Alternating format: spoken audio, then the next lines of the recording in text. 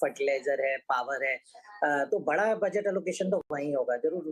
Government time to time जो दूसरे emerging sector है वहाँ पे पीएलआई के थ्रू या टैक्स इंसेंटिव्स के थ्रू वहाँ पे उनको प्रोत्साहन देती रही है, और मेरा मानना है वो एक कंटिन्यूअस प्रोसेस है, तो वो तो चलता रहेगा।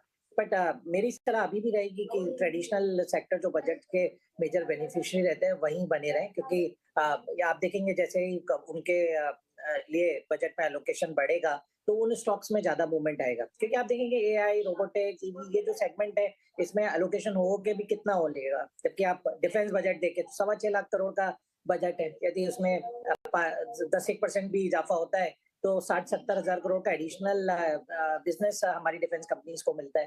तो मैं अभी भी थोड़ा ट्रेडिशनल सेक्टर के साथ में ही जाना चाहूंगा।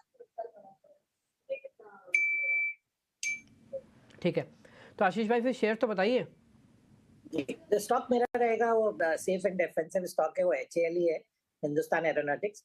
क्योंकि इसके स्टॉक को सिलेक्ट करने का बड़ा रीजन ये है कि इंडिया का जो डिफेंस बजट है वो 6.25 लाख करोड़, और इस कंपनी का अकेला ऑर्डर बुक 1 लाख करोड़ के आसपास, और काफी बड़े ऑर्डर्स जो एक पेंडिंग थे आचार संहिता लगने के कारण से, जो पिछले साल नहीं, पिछले इस सरकार से पहले नहीं आ पाए, वो मेरा मानना है कि जैसे ही बजट की एलोकेशन होगा कुछ बड़े ऑर्डर्स यहाँ पे अनाउंसमेंट संभव है।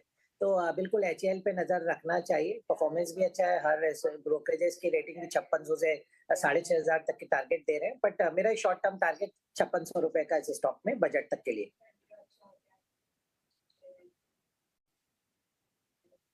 हिंदुस्तान एरोनॉटिकल्स, ओके ठीक है सर। 56, वैसे आपको ज़्यादा बोलने की ज़रूरत नहीं है सर, आपने शेयर ढूंढा है तो कुछ सोच के ही ढूंढा होगा, और आपने मेरे इस क्वेश्चन का जवाब बहुत खूबसूरती से दिया सर। एक्चुअली पता है क्या, मैं ना व्यूअर्स के क्वेश्चन पूछ रहा हूँ, क्योंकि व्यूअर के माइंड सेट में चलता है ना, ये तो बहुत चले हुए शेयर है, एक काम करते हैं हम जरा रोबोटिक वाली आर्टिफिशियल इंटेलिजेंस की ले लेते हैं।